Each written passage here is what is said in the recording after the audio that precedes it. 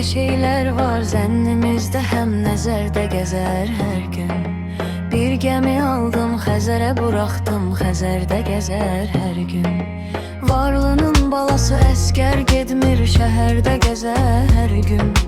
Kasıbın balası Murov dağında niyə saldatdı heyf? Nurlu şəhərdən zülmətə düşdüm, gündüzüm gecə oldu.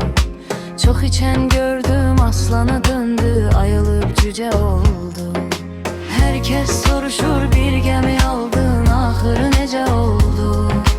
Deyirəm o gəmim pis gözə gəldi, Xəzərdə batdı heyf.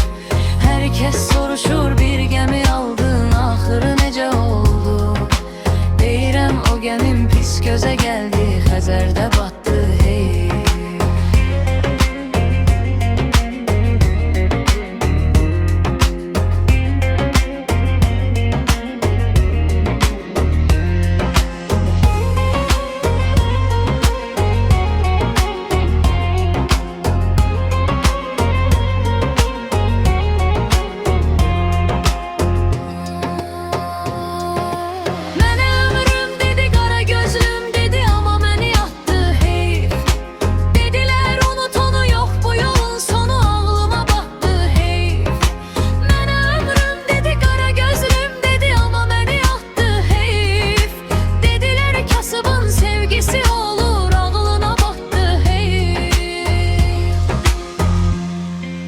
Neçə torpağımız düşməndə qalıb, ancaq bizim idi.